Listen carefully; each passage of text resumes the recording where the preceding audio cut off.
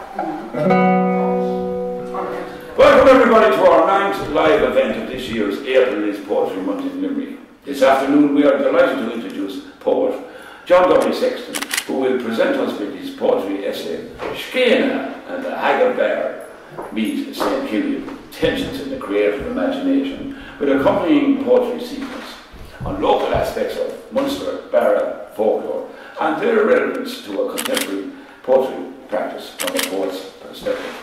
John W. Sexton was born in 1958 and lives in Kenmare, County Kerry. He is the author of 6 poetry collections, the most recent of which is Futures Past, Salmon Poetry 2018. A chapbook of his surrealist poetry, Inverted Night, is forthcoming from Sour Vision Books early in 2019. 2007 he was awarded a Patrick and Captain Kavanagh Fellowship in Poetry. Most recently his poem The Snails was shortlisted for the Irish 2018 On Post List All Writers Week Poem of the Year Award. Ladies and gentlemen, John W. Sexton. The Caleb of Beare. Although I was never young, I am the ever old, and thus eternal, beyond the corruption of time, with no youth to squander or lose. I have not and have had not the beauty of youth, but I have and eternally have the beauty of age. My teeth are yellow, honest in their misshapenness, my skin dull and weathered, my hair thin and wild. I am the ebbing of all things. I am end and winter. I am we, the endlessly sallow, in no need of a negligee or coat. Only the ignorant and woman-fearing disdain me. All women understand me, for I am them to come. Only men live in the delusion that beauty or youth is there to serve them. You foolish men, you have no love that I would need or accept. But men who are wise revere me, for they acknowledge the eternal agedness that will turn them at the grave. Do not believe that I repent, for I took out no loan from Christ and have nothing to repay. For all who are finished will pay me. I have no good eye and need none, for my sight is knowledge. Knowing all things is my vision, and how clearly I see you who are blind.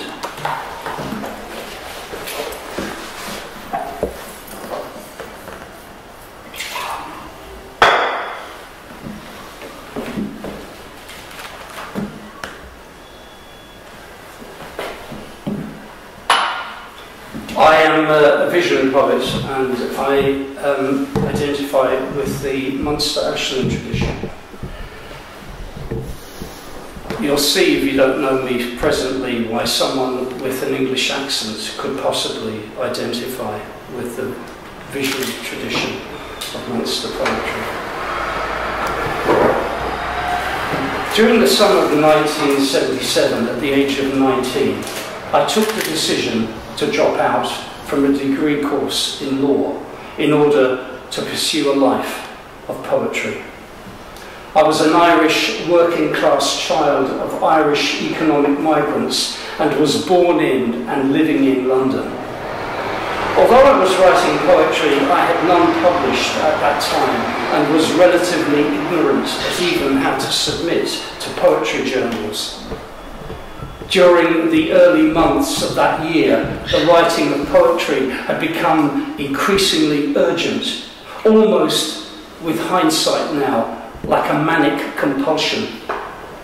I became convinced of a personal destiny in poetry and was at the further conviction that poetry and all kinds of literary expression were a form of psychic experience, and that poetry, especially as a creative impulse, came from some form of poetry force that existed beyond the human mind, but which could be channeled by it.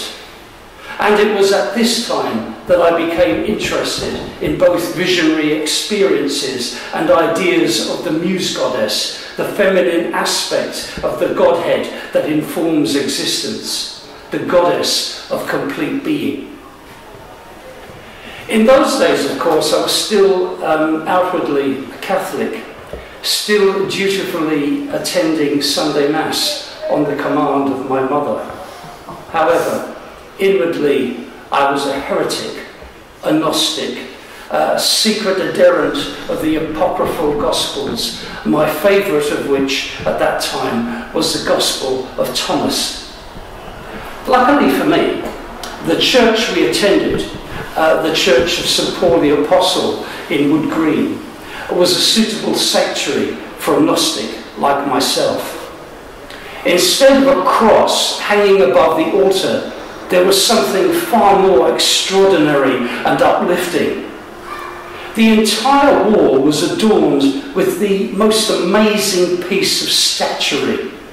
Coming forth from the wall was a three-dimensional burst of blue sky, a sky thick and textured like a cloud. And rising out of those clouds, with his arms spread outwards, dressed in robes, was a risen Christ. And all about him, falling from the clouds but suspended into the wall, were tongues of fire. It was obviously a depiction of the Pentecost and a sign that this was a church of revelation. And on entering the church, you had to cross through a long vestibule adorned with stained glass windows showing each of the apostles. I had no interest in any of them except for one. That was the window that showed St. John the Evangelist, the author of the two masterpieces of literature in the entire New Testament, his Gospel and the book of Revelation. The window depicted him in his exile on the island of Patmos, holding a pen and a piece of parchment. He was a true saint of poets, and I prayed to him. I wrote and served an apprenticeship to poetry for 5 long years, stubborn in the conviction that I was called to serve as a poet. And I was rejected by every journal I submitted to. And then, at the age of 24, not long married, I came back home, although I was born elsewhere, to my own country. In 1982, I arrived through the agency of marriage well south of my parents' birthplaces of Brusna and Temple Glanton, on a mountain called Quern, the Great Cairn, outside Kenmare, on the Kerry side of the Beare Peninsula. And it was there, where I still live 42 years later, that I began to write well. It was there that I heard clearly, for the first time, the voice of the eternal goddess. The mountainy townland I came to reside on is called Carks, and when I arrived, everyone told me that it was the Irish for hen.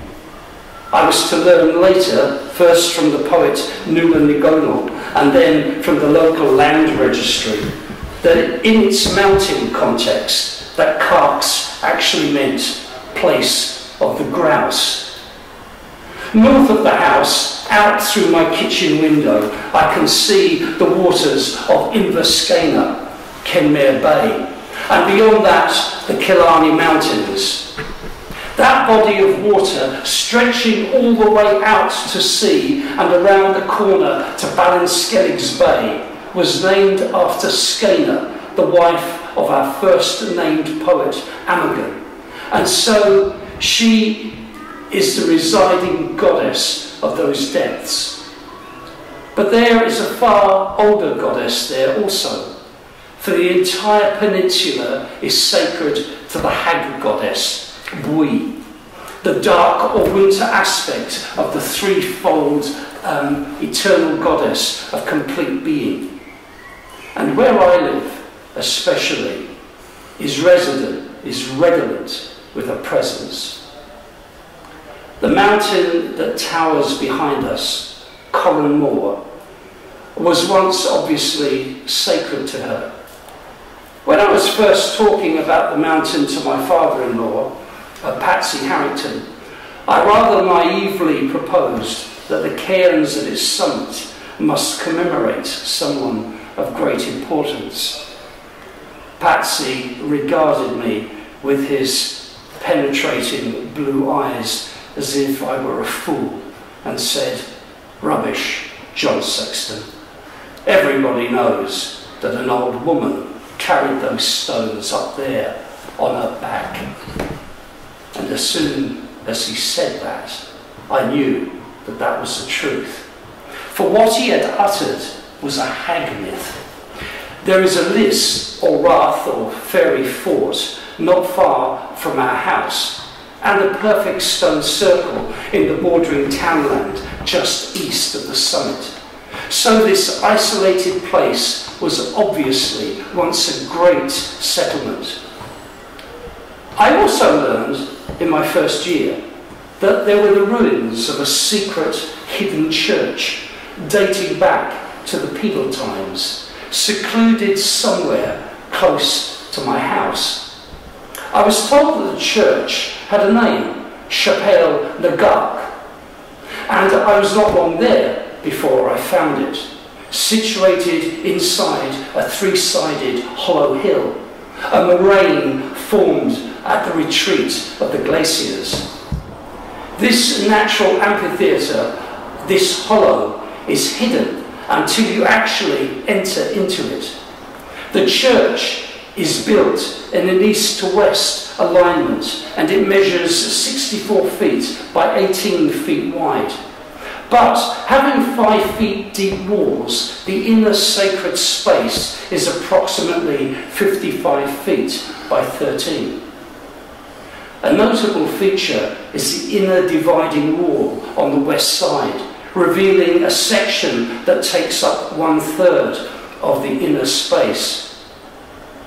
The location itself is likely to have been held sacred long before Christianity, and it's not unreasonable to assume that it may have been used as a place of meeting, possibly of filler. Even today, the place is full of whispering. I was born with the gift of seeing the dead and hearing the dead, a ducus I get from my mother. East of the church is another place associated with both pagan and Christian worship, and that is a small upland lake shaped like an eye. The lake is depicted on maps but is generally unnamed on them. but it is known locally by three names: Dourus Lake, the Holy Lake, and St Killian's Lake. Up to the last third of the last century, the lake was regularly visited by locals on the feast of St Killian and was reputed to have curative properties. And when I first heard of it, the older people in the parish told me that it was the lake from which water was taken to be blessed by the priest. The historian Gerald Lyne records that in pagan times the local people would hold their venerations there, but that St Killian is reputed to have gone there in order to discourage them. When he arrived at the lake, it is said that there was an old woman sitting astride a small tussock or floating island of reeds, and that she began to call out abuse to the saint. At that, it is said that the tussock, with the old woman clinging to it, was commanded into the air by St Killian, who sent both the old woman and the tussock many miles through the air to St Killian's stronghold to the west at Kilmacalogue. Of course, this is yet again another hag myth, and depicts the banishing of the Kyloch, or hag, depicts the banishing of hag worship. Sometime after this, however, St Killian sailed from Ireland at Kilmacalogue harbour with a retinue of monks. He eventually settled in Würzburg in Bavaria, where he was beheaded along with two of his companions in 689. That's what you get for banishing the Kyloch from her own place. When I first visited the lake over 40 years ago, I discovered that there was a stone causeway built into its western end. It would be foolish to speculate if this dates to Christian or earlier pagan times, but it does show, undoubtedly, that pilgrimage there was organised and that entry to the lake was encouraged from the western approach. Very few of us in the parish now know the location of the lake. At 66, still young, I'm one of the few. And the approach to it through Highland bog that's become increasingly saturated is now quite treacherous. My relationship with my father-in-law, Patsy Harrington, was sometimes rocky. Both of us could be stubborn and thick-headed. However, in the time that I knew him, he gave me two gifts. The first gift I no longer have, which you will be grateful for. One morning, he banged at the back door and told me to come out. When I stepped into the yard, I noticed that he was holding a dead cat. He had it by the tail, and because it was obviously dead for some time, it was as stiff as a poker. He dropped it at my feet and said, "You like cats, John Sexton, so here you are, go bury it." Knowing the gasser when it is put on me, I made sure to bury the cat, but I was unable to do so until later that evening. And although the cat is safely gone, I still do have some of its remains, but in the form of a poem.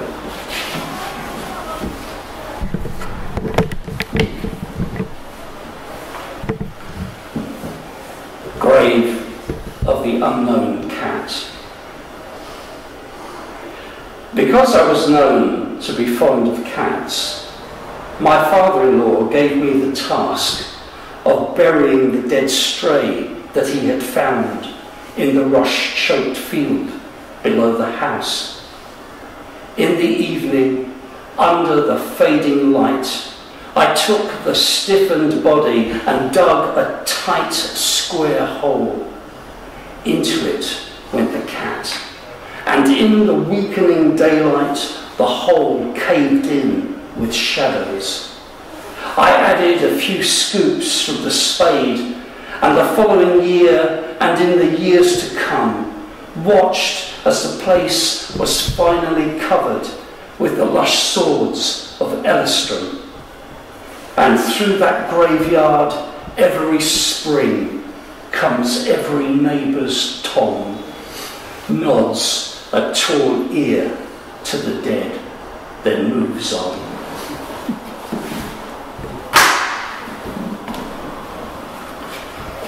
Actually, that poem was also written under compulsion of another gasser. After Patsy had died, my wife asked me to write a poem in his memory. I was actually at a loss as to what to write, and then I remembered the cat. So I wrote an elegy for the cat as an elegy for my father-in-law. When I presented the poem to my wife, she read it and asked, rather curtly, "What's this?" "It's a poem in memory of your father," I said. To which she replied, "That's not about Daddy, that's about a fucking cat." Which demonstrates one of the banes of the poet's life, literary criticism. The second thing Patsy Harrington gave me is actually here with me now. It's much older than the dead cat, and in a sense is still alive.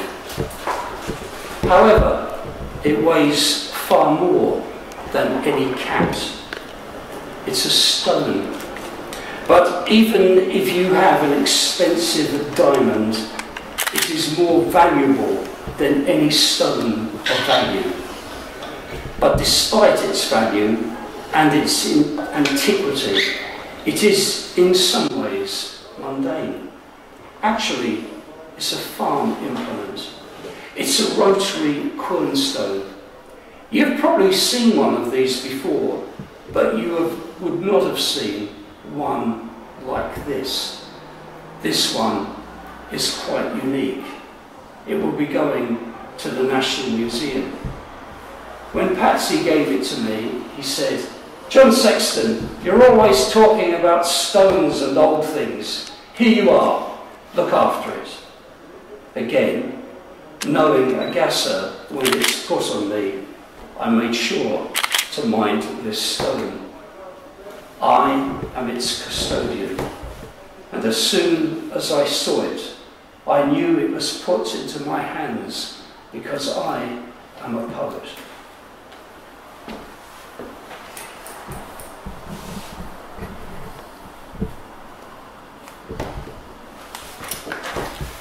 As you can see from its markings, it is most obviously pre-Christian. It is ancient. It is covered in markings, and that's what makes it unique. There are none with pagan markings. There are some from the Middle Ages with Christian, but none like this. It has 4 sets of 2 curved triangles. It could be the 4 keystones of creation, the 4 corners of the world, the 4 winds. We can only guess, but we know from its markings, from the language on this stone, that this stone is speaking. It is talking to anyone who looks at it, but we cannot hear it because we have lost the language of this stone. We can only guess at what it is saying to us. Rotary Quern stones, and this, if you can see, has 4 peg markings. So this would have been put into a basin of stone, corn would have been put onto it, and this would be placed on the corn of barley and turned with 2 pegs until the grain was ground. And more grain could be poured in through this hole and be ground again and again. These were ordinary working tools, but this is not ordinary. The fact that it is marked, the fact that it is given symbols, indicates quite reasonably that this is a sacred object. This would have been made and used for ritual purposes.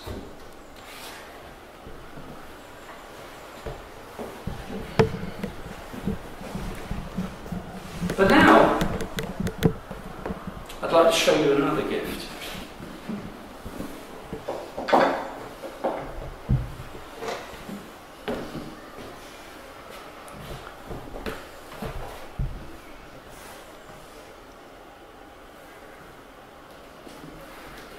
This one was given to me over 40 years ago when I first arrived in Kenmare. It was given to me by one of the school teachers in our local national school. Although we had no children at that time, she had befriended us. As you can see, this is a Christian object. It's a cross. Many of you will be familiar with this. This is a penal cross. This one dates, well, the original dates from 1763. And this penal cross would have been used as a teaching tool, in this case to teach about the passion or the crucifixion of Christ. Like the Quern Stone, this object is speaking to us. The cross is adorned with symbols that refer to Christ's passion. Up here we have the hammer for banging in the nails, and here we see 3 square objects. They represent the dice that was thrown when they divvied up the clothes of Jesus while he was being tortured. Here we have pliers for pulling out the nails when he was taken from the cross. Above his head we have the stars, representing, of course, not only the heavens but the cataclysmic events that are mentioned in some of the Gospels after he was crucified. And here we have a spear. And below the spear we have a 4-tailed stick, a scourge for whipping him with. And there, that is a representation of the ladder that was used to take him from the cross. And underneath we have the insignia representing one of the apostles. Here you can see a cockerel. Well, if you're not familiar with this type of cross, you might imagine that the cockerel represents the apostle St. Peter, who, according to the Bible, denied Christ 3 times before the cock crowed. But it doesn't represent St. Peter. It doesn't represent John, the beloved apostle, Jesus. It doesn't represent doubting Thomas or any of them. We know who it represents because underneath here we have a cast iron cooking pot. So we know that this represents the apostle Judas. Judas Judas Iscariot, Judas the wicked one, Judas the betrayer, Judas the bad kisser. The cockerel and cooking pot here referred to an Irish folktale. The hag goddess won't mind me doing this, placing this on here, and you will discover why presently. The story goes that Judas informed his wife about his betrayal of Jesus, but softened it by telling her that Jesus will rise again anyway in 3 days' time. Judas's wife mocks him, saying that Jesus is no more likely to rise than the cockerel she is cooking in her pot. At this, the cockerel jumps out of the pot and declares, "The son of the Virgin is safe." If we were to ask, where did this folk tale of Judas and his wife originate, we would not be able to locate it in our own folklore prior to that. However, it does have a very distinctive origin. It can be found in the apocryphal New Testament, in the non-canonical heresies of the early pagan communities who had converted to Christianity. The story can be found in the Gospel of Nicodemus, also known as the Acts of Pilate. It is well worth reading for the purpose of comparison. Because I am reading from the Gospel, I am going to follow tradition, and before reading the section, I am going to bless myself. But because I am a pagan, I will bless myself with a spiral to my forehead and a spiral to my chest. This is taken from the Gospel of Nicodemus, also called the Acts of Pilate.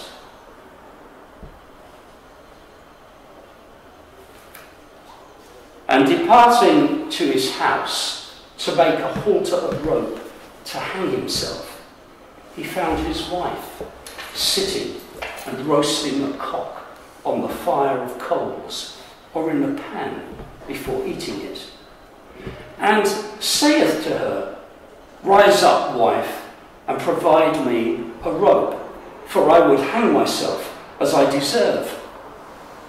But his wife said to him, "Why sayest thou such things?"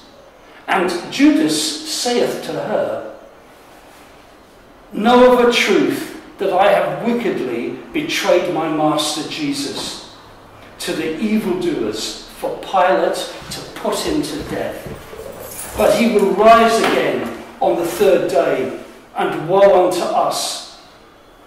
And his wife said to him, "Say not nor think not so, for as well as this cock that is roasting on the fire of coals can crow, just so well shall Jesus rise again, as thou sayest." And immediately, at a word, that cock spread its wings and crowed thrice. Then was Judas yet more convinced, and straightway made the halter of rope and hanged himself. That is the final part one of the Gospel of Nicodemus, of the Acts of Pilate.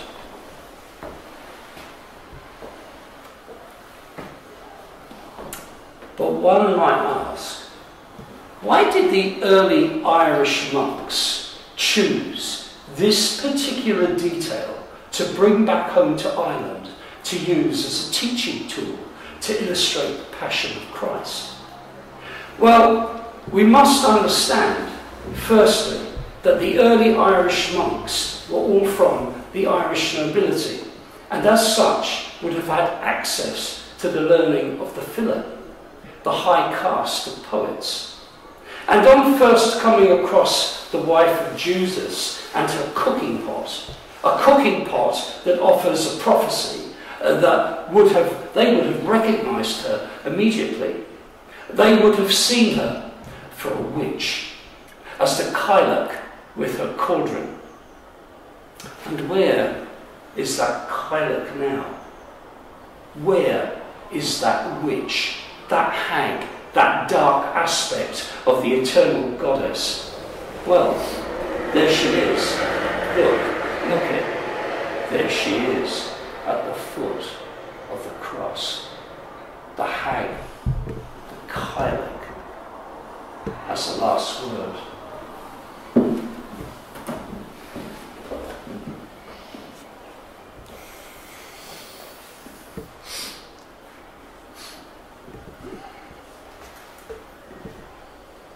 So, where does the poet stand in all of this?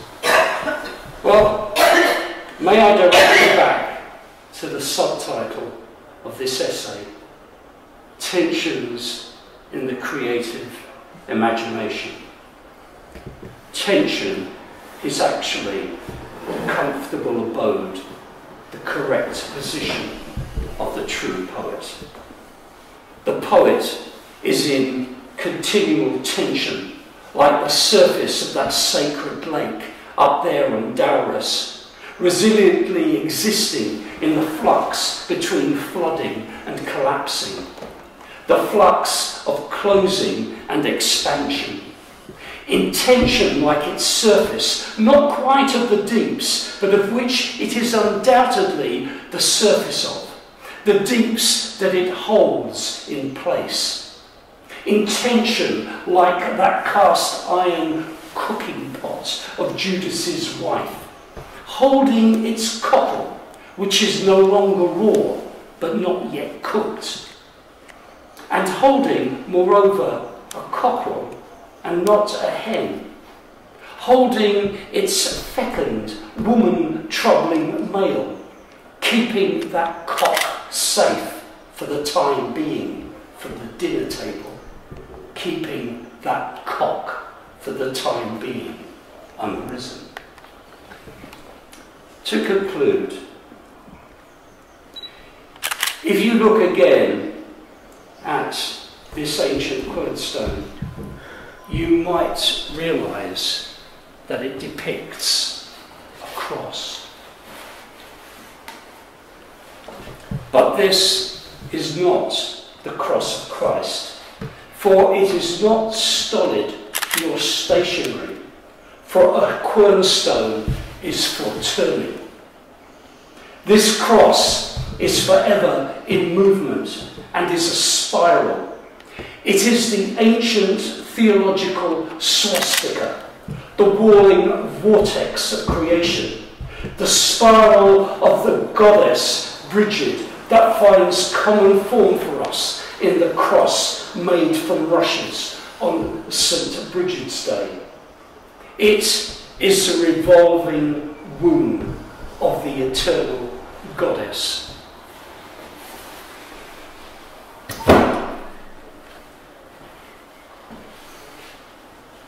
And let us know, as poets, that the deep womb of the cosmos can be entered into, and that it invites us in. The deep womb of the cosmos receives us, but also gives. It gives birth to all of creation, to everything that we perceive as reality. It also gives birth to mind, the ability to receive and to reciprocate that perception through intellect and creativity. May we be forever bathed in the bounty of that giving. Thank you.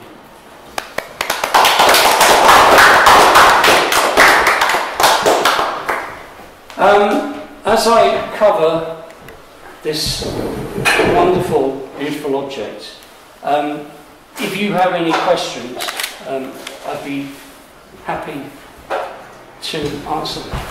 Even if you have comments, I'd be happy to fend them off. Any questions? Touch that stone. Don't lift it, girl. It's sandstone, no, or limestone. No, it's sandstone. Yeah. So what happens is, you have two wooden pegs, two dowels. You put them in there, and you turn this, and this turns. That's provided it's working as a quern. Yeah, but it turns on the grain that's underneath it. Yeah, a normal Quern Stone. Absolutely. It was originally, you're of the belief that this was originally a Quern Stone that was made as a Quern Stone. But for ritual so therefore purposes, the Quern Stones were what? I mean, we had grain in pre-Christian times. Are you reckoning that this stone is pre-Christian? Obviously. But it was made to grind corn, but it wouldn't have been used all the time. It would have only been used because nothing else has been found with these markings. Not just for the people living in that specific area. And all those myths of curative properties in that water, they're surviving just about, but with the older generation only, and recorded. Is it right in the National Museum? No one has gone up to the townlands of Muckra, Carts, Darina Holler and Dowras. No one has gone up from our wonderful National Museum. No one has stirred their arse to go up there to look at what's up there. No one has gone to the lake. No one seems to know about the Cathedral Church. Now, the reason I'm thick about this, and let me explain. 41 years ago, an Irish scholar, Donald Shelcoy, who was a neighbour of Patsy Harrington, my wonderful father already, a lot more as days pass. He was with Patsy on the land. They were crossing a river by way of a bridge that Patsy had built from molasses barrels. And as they were crossing the river, Donald said to Patsy, Patsy, what's that in the water? And they got down into the water and they found a talk, a wrist strip. And Donald took it to the National Museum. Do you think they could find it to show it back to us whenever anybody called? They don't even know where it is. And they assure us that it's okay, because it's somewhere, someone's got it, we just don't know who at the moment. My feeling about this, and that's why I want to negotiate with them, I've got no power of negotiation, except because I have the conviction of a mad visionary poet. I'm going to try. And I'm not doing it yet, I'm not in a hurry. But the reason I want to negotiate with them is because they will lock it away. I don't want them to do that. It should actually be on display. I think it will be before long, but they'll lock it away for a while PhD students study it. But what I do, I use it in talks, I use it quite a lot, because I think it is an object of grace. And I like to expose people to it, and I like to expose it to people. But should it be taken out of its townland even? My feeling, as its custodian, and as a vision poet of that spellbound, no. But we've got to be practical as well. We've got to think there's more of our people than the people in one place. That's the way I look at it. Yeah. Don't drop it, whatever you do, because it's... But as you say, they'll lock it away. I'm very ambivalent, so I'm not in a hurry, but I do think... Yeah, there's iron oxide, there's also dead crottle. There's, when Patsy found this, it was hidden inside a stone wall. But it was hidden in the stone wall in a cavity that was made obviously to mind it.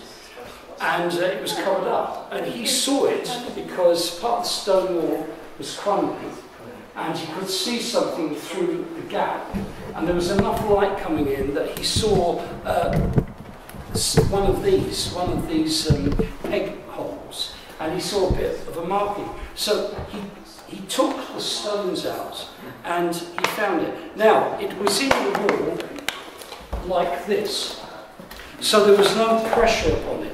It had been purposely put in the wall to preserve it. And many of these stone objects get buried, and then the pressure of the ground breaks them. If this had been buried in the earth, it's likely that it would have split in two. And that's another reason, Dominic, why I'm ambivalent about passing this on, because, you know, when it was given to me even, I knew it was given to me because I'm a poet, I knew that. But I've been using it ever since, not to grind corn, but to tell its story. But, you know, Marion you make a very good point, Marion, except, like, as usual, Marion, you over-egged your omelette. But the point you make, and the point, in fairness, I stressed in my talk, was that we can only speculate. Yeah, that's, you know, that's the lovely thing about early Irish.